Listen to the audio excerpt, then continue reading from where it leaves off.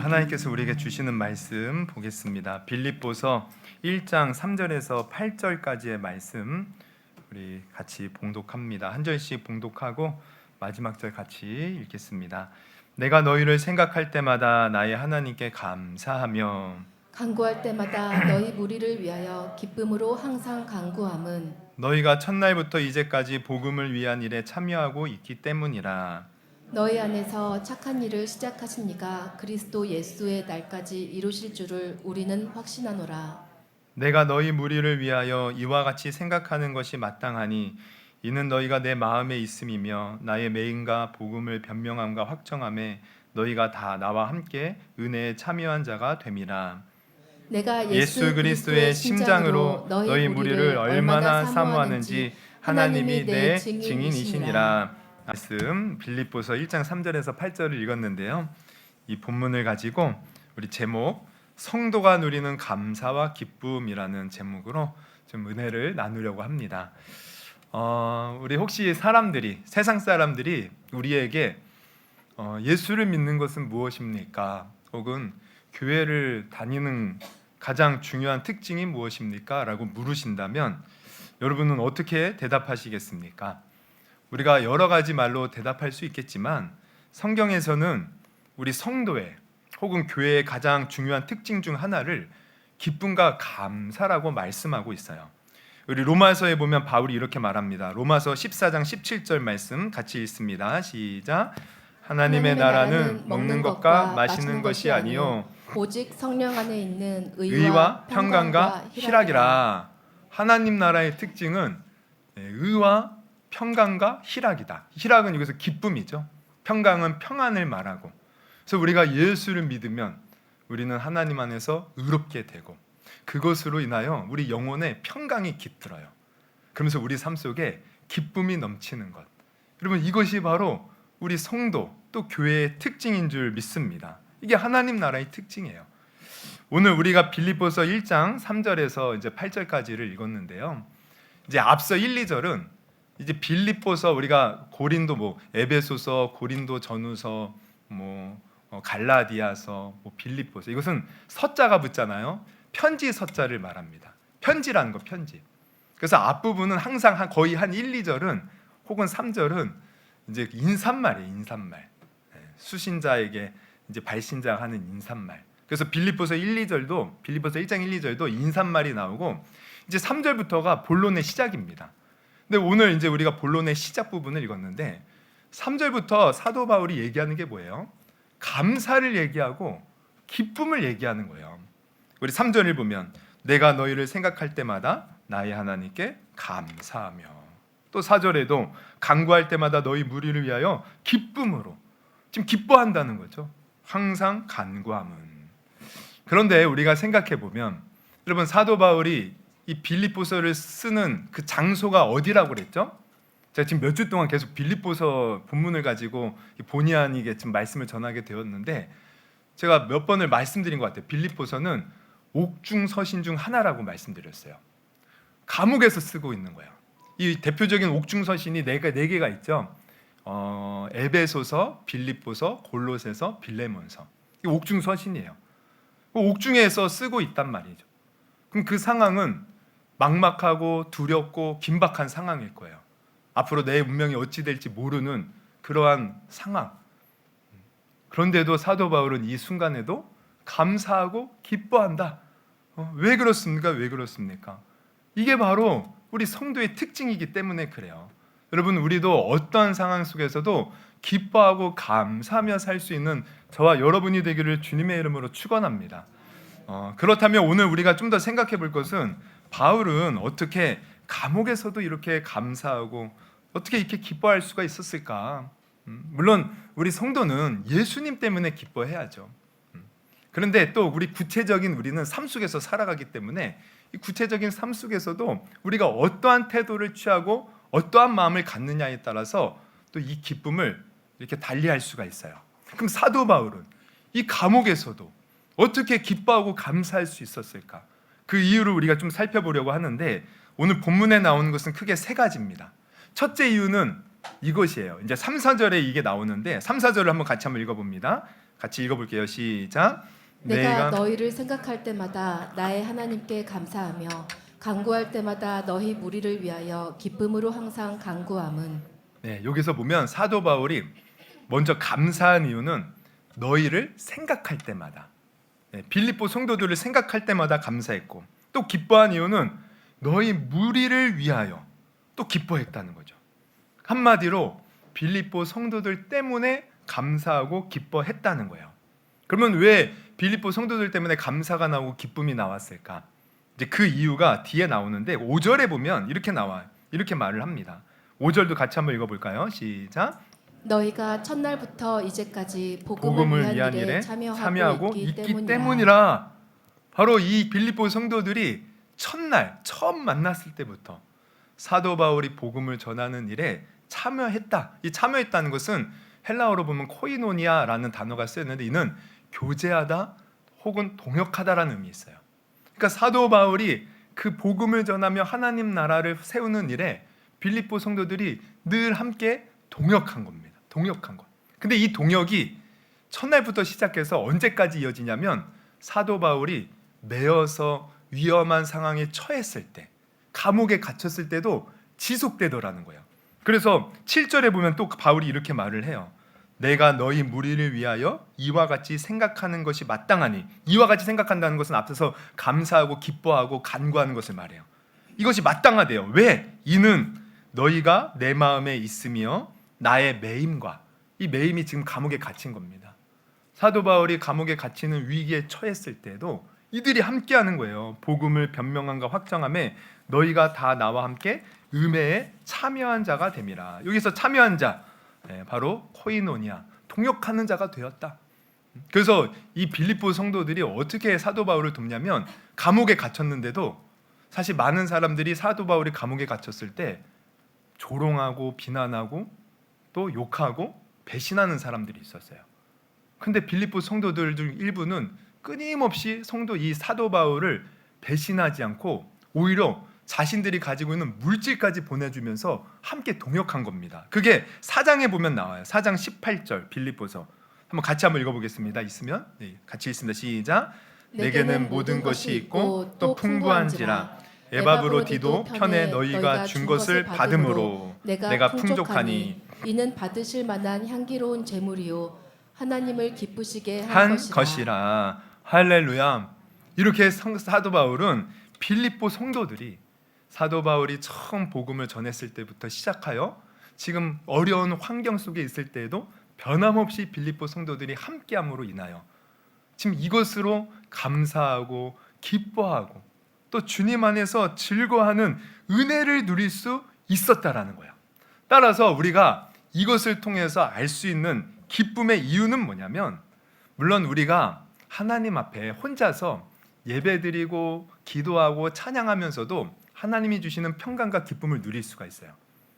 그런데 나아가서 사실 우리가 다른 성도들과 함께 우리가 삶을 나누고 아픔을 나누고 기쁨을 나눌 때, 여러분 그때 더 큰 감사와 기쁨을 누릴 수 있다는 것을 여러분 오늘 분명히 깨닫기를 주님의 이름으로 축원합니다. 여러분 하나님은 우리를 너무나도 사랑하셔서 아들 예수의 공로로 우리의 모든 죄를 씻어주시고 또 이 땅을 살아가는 데 필요한 모든 것을 성령님 함께 하시면서 다 채워주셔요.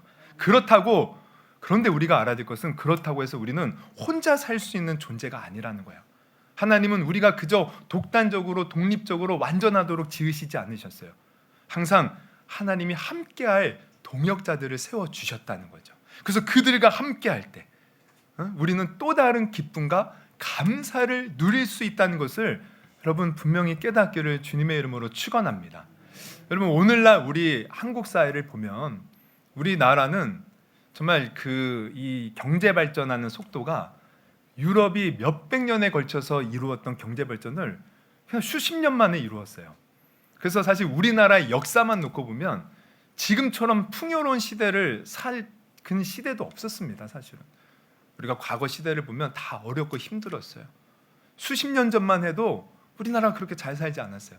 근데 지금 얼마나 우리가 풍요로운 시대를 살고 있는지. 그런데 이렇게 풍요로운 시대를 살고 있음에도 불구하고 많은 사람들은 이 나라를 뭐라고 부르냐? 청년들은 헬조선이래. 헬조선. 지옥 같은 곳이래요. 그러면서 자살률은 OECD 국가 중에 1위입니다. 많은 사람들이 힘들다고 그래요. 어렵다고 그래요. 그럼 왜 그런가? 우리가 객관적으로 따져보면 이토록 풍요롭게 사는데 왜 이토록 우리는 먹고 살기 힘들다고 말하고 불행하다 말하고 죽겠다고 말하고 왜 그럴까 생각해 봤더니 다른 게 아니더라고요. 하나님은 우리 인간 자체를 서로 힘을 다해 붙들어주고 지지해주고 격려해주고 서로 함께 동역할 때 기쁨을 누릴 수 있도록 만들었는데 우리는 다 물질 만능주의에 빠져서 혹은 이기주의에 빠져서 그냥 자기만 잘 살면 된다는 마음으로 사는 거예요. 그냥 내 것만 취하면 된다는 마음으로 사는 거죠. 그러다 보니 함께 할 수 있는 이 뭔가 기쁨과 감사를 그 누리는 것을 놓치는 거예요. 풍요함 속에서 감사와 기쁨을 누리지 못하는 거죠. 여러분, 그러나 오늘 바울은요, 감옥에 있으면서도 감사가 있었어요.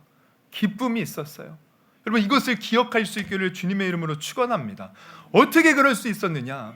함께 할 수 있는 사람이 있었기 때문이죠. 바울이 복음을 전한 그 첫날부터 늘 바울의 그 사역에 함께 동역하는 빌립보 성도들이 지금 감옥에 매여 있는 순간에서도 물질로 또 마음으로 기도로 후원하면서 함께 했기에 여러분, 이 기쁨과 감사를 누렸듯이 우리도 함께하는 기쁨과 감사를 누릴 수 있는 그런 복된 성도가 될 수 있기를 주님의 이름으로 축원합니다. 어떤 목사님이 그런 말씀을 하시더라고요. 신앙생활을 하면서 성도 간의 교제가 주는 기쁨이 무엇인지 모른다면 신앙생활의 한 60% 이상은 잃어버린 것과 마찬가지라는 거예요. 그러면서 하시는 말씀이 뭐냐면 어떤 성도들은 정말 예배도 열심히 드리고 기도도 열심히 한대요. 근데 안타까운 건 뭐냐면 자기가 그렇게 열심히 한다고 다른 사람을 무시하고 다른 사람의 도움을 전혀 받으려고 하지 않는다는 거예요. 그저 나 혼자서도 잘해, 이러한 마음으로 신앙생활을 한다는 거죠. 그런데 그러한 사람들은 신앙생활의 중요한 부분을 잃어버린 사람이라는 거예요. 신앙생활은 그렇게 혼자 예배드리고 혼자 기도하는 것만으로 되는 것이 아니라 함께 동역할 때 하나님의 교회가 세워지는 것이고, 할렐루야, 또 함께 할 때 그 가운데서 더 큰 기쁨과 감사를 누릴 수 있다라는 것이죠. 여러분, 사실 우리 교회는요, 완벽한 사람들이 모인 것이 아닙니다. 다 나 혼자는 살 수 없습니다라고 고백하는 사람들이 모인 것이에요. 물론 우리가 간혹 볼 때 어떤 사람은 완벽해 보이는 사람이 있어요. 야, 저 사람은 뭔가 부족한 것이 없어. 물질도 풍성한 것 같고 세상에서도 잘 나가는 것 같고 교회에서도 참 하나님 앞에 신앙생활 잘하는 것 같고 완벽해 보여, 모든 것이. 그런데 그렇지 않습니다. 그 이면을 들여다보고 그 속마음을 들여다보고 그 삶을 깊이 들여다보면 그 사람도 문제가 있고 어려움이 있고 허물이 있다라는 것이에요. 하나님은 절대로 우리를 독립적으로 완전하도록 짓지 않으셨어요. 반드시 다른 지체의 도움을 받아 함께 해야만 행복하고 감사하고 기뻐하도록 우리를 만드셨다는 거예요. 그래서 최초의 인간 아담을 만드시고도 하나님께서 혼자 있는 것이 보기 좋지 않아서 누구를 만들어요? 하와를 만드는데 뭐라고 만들어요? 돕는 배필로 만들었다는 거예요. 우리 창세기 2장 18절 같이 한번 읽어봅니다. 시작. 여호와 하나님이 이르시되 사람이 혼자 사는 것이 좋지 아니하니 내가 그를 위하여 돕는 배필을 지으리라 하시니라. 돕는 배필로 하와를 지으셨어요. 그럼 여기서 돕는 배필이란 무슨 뜻입니까? 그냥 아담을 시중두는 사람으로 지었다는 게 아니고 서로 연약함을 보듬어주고 함께 동역하라는 그런 의미로 지으셨다는 거예요. 그러니까 우리 인간은 애초부터 혼자 사는 존재가 아니에요. 서로의 연약함을 인정하고 서로 의지하고 지지하고 협력하고 동역하면서 사는 것, 이것이 부부의 관계뿐만 아니라 우리 모든 이 교회 안에서도 마찬가지고 사회에서도 마찬가지. 특별히 우리 교회 공동체는 이 서로 돕는 것이 필요하다는 거예요. 그러니까 우리 교회 공동체는 서로의 연약함을 사랑하는 지체들이 덮어주고 가려주고 감당할 수 없는 짐을 나누어지고 하는 그런 곳이 되어야 하고, 그렇게 할 때 세상이 줄 수 없는 감사와 기쁨을 누릴 수 있다는 것입니다. 여러분, 솔직히 세상은요 그저 이해타산적으로 만나죠. 내게 필요한 사람 가까이 해요. 그러다가 내게 필요가 없어지면 멀리하기도 합니다. 그리고 다른 사람의 겉모습을 보고 판단할 때가 많이 있어요. 그러나 우리 교회는 그와 달라야 된다는 거예요. 다른 사람의 연약함이 드러날수록 더욱 덮어주고 상대의 허물을 함께 지고 가는 그런 곳이 되어야 합니다. 그럴 때 하나님의 은혜가 있는 것이고, 그럴 때 바울이 지금 느끼는 그 누리는 기쁨과 감사를 우리도 누릴 수 있는 것이에요. 여러분, 우리가 그런 공동체가 될 수 있기를 주님의 이름으로 축원합니다. 우리의 신앙생활이 그저 단독으로 나 혼자 하는 것이 아니라 나도 다른 사람에게 도움을 주고 또 나도 도움을 받고 하면서 그 가운데서 기쁨과 감사를 누릴 수 있는 저와 여러분이 되기를 주님의 이름으로 축원합니다. 근데 여기서 이제 우리가 한 가지 주의할 것은 뭐냐면, 아무리 우리가 함께 동역하려고 해도 또 애쓰며 힘을 다해 함께 하려고 해도 또 우리는 서로 연약한 인간이다 보니 한계에 부딪힐 때가 있다는 거예요. 그래서 오늘 본문을 보면 바울이 감사하고 기뻐하고 있는 중요한 두 번째 이유를 발견하게 되는데, 결론부터 말씀드리면 그 두 번째 이유는 뭐냐면 바로 하나님입니다. 하나님. 그러니까 우리가 생각해 보면, 여러분, 자, 예를 들어 제가 설명해 드리면, 이제 어떤 분이 교회에 왔어요. 이제 교회에 왔더니 이렇게 주위를 보니까 어떤 분이 정말 자기에게 천사처럼 잘해 주는 거예요. 그래서 속으로 생각하기를, 야, 저 사람이 함께 있으면 내가 신앙생활하는데 어렵지 않겠다. 야, 저 사람에게 되게 도움을 많이 받을 수 있겠다. 이런 생각을 하고 그 사람하고 같이 지내게 됐는데 어떤 일이 벌어지느냐? 아니, 좀 이렇게 멀리 있을 때는 천사처럼 보였어요, 정말. 근데 가까이 다가가면 다가갈수록 그 사람의 나쁜 모습을 보는 거예요. 실망스러운 모습을 보는 거예요. 그래서 이 사람이 그분의 그러한 실망스러운 모습을 보고 너무 낙심을 하고 급기야는 마음을 닫고 교회를 떠난 것입니다. 여러분, 오늘날 많은 사람들이 교회에서 적응을 못해서 혼자 예배드리거나 아니면 아예 교회를 안 다니는 사람들이 있는데, 그 사람들이 처음부터 그랬던 것은 아니에요. 다 얘기를 들어보면 처음에는 열심히 해보고 뭔가 잘해보려고 했어요. 근데 누구 때문에 상처를 받은 거예요. 어떤 사람에게 크게 실망한 거예요. 정말 생각지도 못한 어려움을 당한 거예요. 그래서 마음속에 낙심이 찾아오고 또 마음문이 닫히게 되고 상처를 받게 되고 좌절하게 되고 교회에 대해서, 사람들에 대해서 냉소가 흐르게 되는 것이죠. 근데 우리가 알아야 될 것은, 사람 중에는 여러분 진짜 천사 같은 사람 아무도 없습니다. 때로는 어떤 사람들은 저를 보면서 목사님 인상이 좋아요, 너무 좋은 분 같아요, 다른 목사님들과는 다른 것 같아요. 근데 저도 다 똑같은 인간이에요. 저도 연약하고 허물 많고 실수 많고, 아마 여러분 저한테 가까이 다가오면 다가올수록 상처받을 수도 있을 것 같습니다. 그러니까 교회는 우리가 알아야 돼요. 절대 완벽한 사람이 없다라는 거예요. 사실 우리 모든 성도들은 천국 가는 그날까지, 어떤 목사님이 그러대요. 공사 중이래요. 공사 중. 우리 지금 다 공사하고 있어요. 하나님 지금 다 뜯어고치고 있어요. 그러니 완벽한 사람이 어디 있겠습니까? 다 한계와 허물투성인 사람들이죠. 그렇다면 여기서 우리는 딜레마에 빠지는 거예요. 아니야, 처음에는 성도들과 함께 교제하고 서로 돕고 함께하면서 기쁨을 누리라면서 이렇게 허물투성인 사람들과 우리가 어떻게 기쁨을 누릴 수 있습니까? 그런데 이 비결이 오늘 바울의 고백 속에 나오더라는 거죠. 우리 3절을 다시 보면 사도 바울이 빌립보 성도들을 생각할 때마다 감사했는데 중간에 어떤 말이 나옵니까? 우리 다시 한번 보면 같이 한번 읽어볼게요. 시작. 내가 너희를 생각할 때마다 나의 하나님께 감사하며. 사실 이 빌립보 성도들을 통해서 감사하는데 사도 바울이 감사한 대상은 하나님이셨던 거야. 빌립보 성도들이 사도 바울을 위로하고 물질을 주고 또 첫날부터 끝까지 변함없이 함께할 때 감사가 넘쳤는데, 그 감사를 할 때 그 성도들을 향해서 한 게 아니고 누구를 향해서 했습니까? 하나님을 향해서 했다는 겁니다. 그러니까 사람들이 나를 사랑해주고 위로해주고 격려해주는 순간에도 사도 바울의 눈이 절대로 떨어지지 않는 한 지점, 그게 바로 하나님이었고, 하나님이 늘 그 마음속에 있었기에 사도 바울은 사람들이 때로는 실망을 주고 아픔을 줘도 언제나 감사하고 기뻐할 수 있었다는 것을 여러분 기억할 수 있기를 주님의 이름으로 축원합니다. 빌립보 성도들이 물론 첫날부터 사도 바울이 지금 감옥에 매여 있는 그 순간에도 도움을 줬어요. 근데 한편 다른 여러 성도들은 사실 사도 바울을 배신하는 성도들도 있었습니다. 우리가 고린도 전후서나 또 갈라디아서를 보면 알 수 있는데 사도 바울이 복음을 전할 때마다 항상 사도 바울을 대적하는 사람들이 있었어요. 사도 바울이 복음을 전한 그곳에 거짓 교사들이 와서 사도 바울 가짜다, 그 사람 가짜 사도다, 그 사람 전하는 복음도 가짜다 그러면서 막 비방하고 막 욕하고 조롱하는 사람들이 있었어요. 그럴 때 사도 바울 사실 얼마나 많은 상처를 받았겠습니까?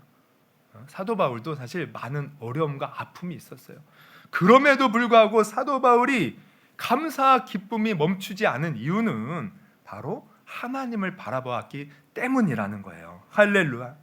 비록 이 땅에 살고 있고 그리고 늘 사람을 대하고 살고 있지만 어떤 순간에도 하나님을 인정하고 하나님 중심으로 생각하는 것입니다. 그래서 6절을 보면 그가 또 이런 고백을 한 것을 보게 돼요. 우리 6절 한번 같이 한번 읽어봅니다. 시작. 너희 안에서 착한 일을 시작하신 이가 그리스도 예수의 날까지 이루실 줄을 우리는 확신하노라. 그러니까 사도 바울이 지금 여기서도 고백하는 게 뭐예요? 빌립보 성도들이 좋은 일을 하고 착한 일을 해도 그 일을 행하신 분은 하나님이시라는 거예요. 하나님께만 집중하는 거예요. 사람에게 집중한 것이 아닙니다. 그러하기에 사도 바울은 어떤 상황 속에서도 기뻐하고 감사할 수 있었던 것이죠. 여러분, 저 남산 밑에 있는 한 어떤 이제 교회에서 목회하는 목사님이 이제 간증하신 건데 그 목사님이 그런 말씀을 하셔요. 자기가 이렇게 신앙생활하면서 자기를 가장 힘들게 하는 성도가 누군가, 그냥 교회에 이렇게 잘 안 나오는 성도, 혹은 교회 나와도 예배 시간에 뭐 졸고 열심히 안 하는 성도, 그런 성도들이 마음 아픈 게 아니라 교회 딱 왔는데 목사님 내가 아주 목사님 너무 좋아요. 내가 이 교회에 뼈를 묻고 최선을 다해서 이 교회를 섬기고 목사님을 섬길게요. 그러면서 막 기대감을 갖게 했는데 아니 어느 순간부터 막 자기를 비방하고 교회를 욕하더니만 교회를 뛰쳐나가더라는 거야. 아니 그런 사람 때문에 자기가 목회할 때 너무 힘들었대요. 그래서 그 사람들 때문에 때로는 밤에 잠이 오지도 않고 자꾸 뭘 해도 그 사람만 생각이 나고 그리고 정말 뭔가 손에 잡히지도 않고 아예 목회까지도 다 그냥 내려놓고 싶은 마음이 들 정도로 좀 미칠 정도로 힘들 때가 많이 있었다는 거예요.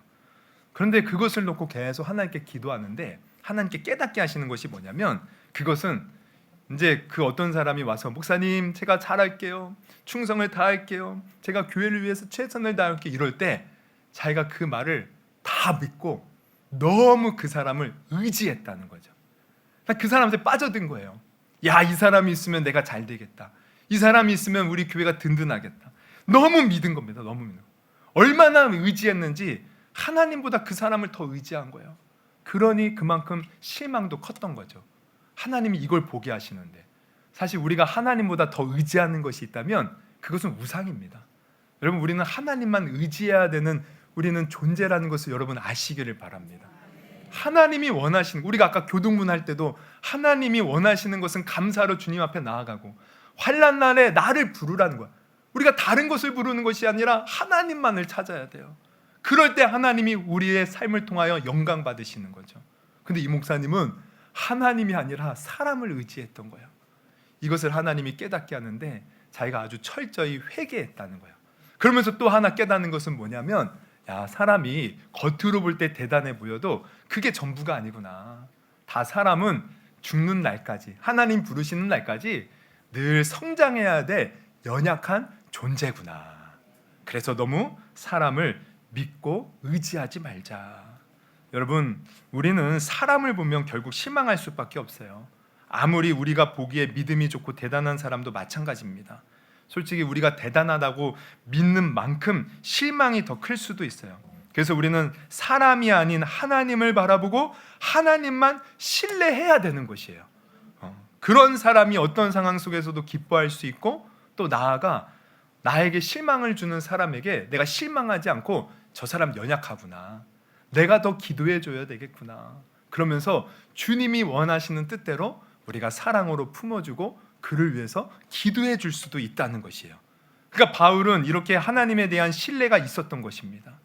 하나님이 반드시 연약한 사람들 속에서 역사하신다는 믿음이 있었기에 사도 바울은 물론 사람들 때문에도 감사하고 기뻐했지만 또 그들이 때로는 배신해도 하나님을 바라보면서 감옥 속에서도 기뻐하고 감사했다는 것을 여러분 다시 한번 깨달을 수 있기를 주님의 이름으로 축원합니다. 그래서 여러분, 우리가 지금 사람 때문에 실망한 사람이 있습니까?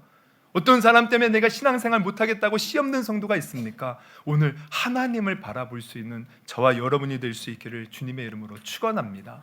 마지막 셋째로 사도 바울이 또 감옥 안에서도 기뻐할 수 있었던 이유는 무엇일까? 그것은 이런 것이에요. 여러분, 사실 세상은요, 누구나 다 사랑받기를 원하죠. 내가 관심받기를 원하고 챙김받기를 원해요. 그러나 재미있게도 성경은 그 반대를 말합니다. 진짜 기쁨은 우리가 다른 사람을 먼저 인정해주고 사랑으로 품어줄 때 진정한 기쁨을 누릴 수 있다라는 것이에요. 그러니까 이 사도 바울은 빌립보 성도들이 끝까지 사도 바울과 함께 동역하고 또 도움을 준 것도 기쁨이었지만 그 전에 사실 사도 바울은 빌립보 성도들을 사랑했던 거야. 그냥 사랑한 것이 아니라 너무 사랑했어요. 너무 사랑하니까 빌립보 성도들의 그 섬김과 또 그들의 관심이 기쁨으로 다가오는 거죠. 여러분, 우리가 자식을 낳아보면 아시잖아요. 자식을 낳는 순간부터 우리는 자식을 사랑하도록 아예 그냥 프로그램이 짜져 있어요. 그렇잖아요. 그냥 자식에게 모든 것을 희생하도록 우리는 그냥 본능적으로 그렇게 되어 있어요. 그러다 보니 어떻습니까? 우리 자녀들이 클 때 보면 물론 속 썩일 때도 많이 있어요. 얼마나 힘드니까 자녀들이 키우는 게. 그럼에도 불구하고 자녀들이 그 힘든 속에서도 우리를 보면서 살짝 웃어주기라고도 하면 우리 얼마나 기쁨이 넘칩니까? 그 자녀가 애교라도 부리면 우리 얼마나 기쁩니까? 크면서 부모에게 관심을 가져주고 걱정해주는 말 한마디에 우리가 얼마나 기쁨이 넘칩니까? 여러분, 바로 이거예요. 왜 그러세요? 우리가 그 자녀를 사랑하기 때문에. 사랑하니까 그 자녀의 작은 행동에도 우리가 감동을 받고 기뻐하는 거죠. 그러니까 여러분, 우리 신앙생활도 이와 같아요. 내가 누군가를 먼저 사랑하는 거예요. 사랑할 때 기쁨을 누릴 수 있습니다.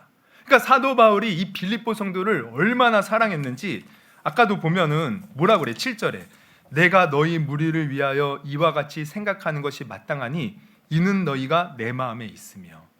항상 사도 바울은 빌립보 성도들을 마음에 품었어요. 그러면서 사랑하는데 어떻게 사랑하냐면 8절에 보면 이렇게 말을 합니다. 우리 8절 같이 읽어봅니다. 시작. 내가 예수 그리스도의 심장으로 너희 무리를 얼마나 사모하는지 하나님이 내 증인이시니라. 여기 보면 예수 그리스도의 심장으로 너희 무리를 얼마나 사랑하는지, 이 심장이라는 표현이 나오죠. 이게 사실 우리나라 말로는 심장이라고 이렇게 번역을 했는데 이게 원어로 보면 창자를 가리켜요. 근데 옛날 고대 사람들은요, 우리의 마음, 우리의 정신이 우리 창자에 있다고 생각했어요. 그러니까 지금 사도 바울이 예수 그리스도의 심장으로 말하는 것은 바로 그 예수 그리스도의 그 마음이 내 마음 깊은 곳에 있어서 그 마음 깊은 곳에서부터 너희들을 예수님이 우리를 목숨 걸고 사랑했듯이 나도 너희를 그렇도록 사랑하고 있다는 거예요. 얼마나 사랑하는지 그 성도들이 작은 섬김에도 사도 바울을 걱정해주는 작은 마음에도 그토록 기뻐하고 감사할 수 있었다는 거죠. 그러니까 여러분, 우리도 하나님 안에서 기쁨과 감사를 누리는 비결이 바로 여기 있는 거예요. 여러분, 우리가 사랑받기 전에, 내가 누군가의 사랑을 원하기 전에 내가 먼저 사랑할 수 있는 성도가 되기를 주님의 이름으로 축원합니다. 예수님 분명히 말씀하셨죠. 요한복음 13장 34절에 뭐라고 하셨습니까? 같이 한번 읽어봅니다. 새 계명을 너희에게 주노니 서로 사랑하라. 내가 너희를 사랑한 것 같이 너희도 서로 사랑하라. 여러분, 예수님이 우리를 어떻게 사랑하셨어요? 여러분, 예수님의 사랑을 여러분 다 아십니까? 모르셔요? 여러분, 예수님의 사랑을 받으셨습니까? 어떻게 받으셨어요? 저는요, 정말 예수님을 멀리 떠나서 나 예수님 없다 그러고 하나님을 대적하고 교회를 비방하고 그랬던 사람인데, 그럼에도 불구하고 주님 먼저 찾아와 주셔서 십자가에 달려 죽으신 예수님의 그 환상을 보여주면서 내가 너를 이토록 사랑한다. 네가 나를 떠나서 나를 배신하고 나를 멀리 외면하고 그렇게 살 때에도 네가 나를 알아봐주고 다시 돌아오기를 간절히 바람으로 지금도 내가 너를 사랑하고 있다. 그 사랑. 그러니까 이 하나님의 사랑은요, 우리가 아직 죄인 되었을 때 먼저 사랑하신 하나님의 사랑이에요. 내가 하나님을 모르고 있을 때도 하나님은 먼저 우리를 아셨고, 우리는 하나님 앞에 아무것도 해드린 게 없어도 하나님은 우리를 위하여 독생자 예수 그리스도를 죽이기까지 우리를 사랑해 주셨다는 거예요. 우리는 이 귀한 사랑을 받은 사람들이라는 거죠. 그 사랑으로 우리가 다른 사람들을 사랑할 때, 여러분, 세상이 알 수 없고 세상이 줄 수 없는 기쁨과 감사를 누릴 수 있다는 것을 여러분 오늘 분명히 깨닫기를 주님의 이름으로 축원합니다. 그래서 우리도 예수님의 심장을 가질 수 있기를 바라요. 예수님이 나를 어떻게 사랑했는가, 그 십자가에서 지신 예수님을 깊이 묵상하면서 얼마나 아프셨을까, 얼마나 고통스러웠을까, 사람들이 조롱하고 침뱉고 뺨을 때리고 욕할 때 얼마나 그것을 피하고 싶으셨을까. 근데 주님 피하지 않으셨다는 거예요. 주님 그 고통을 외면하지 않으셨어요. 사실 예수님은요, 하나님으로서 당장이라도 12군단 더 되는 천사를 보내서 다 그들을 쓸어버리고 고통 안 당하고 죽음 안 당할 수도 있었어요. 그런데 그 신적 권세를 다 포기하셨어. 누구 때문에? 따라해 봅시다. 바로 나 때문에. 할렐루야. 따라하시라니까요. 누구 때문에? 바로 나 때문에. 어떤 분이 그래요. 세상에 모든 사람이 없고 나 혼자가 있어도 예수님이 과연 십자가에 달려 죽으셨을까? 근데 자기가 깨닫는 것은 그 주님의 사랑이 얼마나 크게 느껴지는지, 세상에 나 혼자가 있어도 주님은 나를 위해서 십자가에 달려 죽으셨을 거야 고백을 하더라고요. 여러분, 주님은 바로 우리 한 사람 한 사람을 위해서 십자가에 달려 죽으셨어요. 그렇게 우리를 사랑해 주셨어요. 그러니 우리가 알아야 될 것은, 내가 힘들고 어려울 때 우리는 많은 사람들이 그런 생각을 해요. 하나님 나를 돌보지 않으시나? 나를 사랑하지 않으시나? 나를 버리셨나? 아니, 아들까지 내어주신 분이 우리를 버릴 일이 있겠습니까? 우리를 사랑하시기 때문에 때로는 그 고난의 길도 허락하시는 거예요. 사실 왜? 하나님 그 고난 속에서도 우리를 능히 건져낼 능력이 있으시기 때문에. 할렐루야. 여러분, 우리가 이 세상을 살아가는 동안에는 마귀가 끊임없이 우리를 괴롭혀요. 그래서 고통이 찾아오지만 항상 우리가 기억해야 될 것은, 마귀의 권세를 이기신 예수님께서 언제나 우리를 승리의 길로 인도해 주신다는 거예요. 그래서 그 사랑을 확신하고, 여러분, 우리도 다른 사람을 한번 사랑으로 섬겨 보십시오. 다른 사람을 품어 보십시오. 정말 우리 주위에 있는 지체들을 한번 돌아보십시오. 여러분, 우리 지체들 나도 힘들고 어렵죠. 다 보면 우리 다 나름대로의 개인적인 사정이 있고 문제가 있고 아픔이 있어요. 근데 저는 목사로서 전체를 이렇게 보잖아요. 이분도 문제가 있고, 근데 또 이분은 더 큰 문제가 있더라고요. 근데 이분이 더 큰 문제가 있는데 또 저분은요, 더 기가 막힌 문제가 있어요.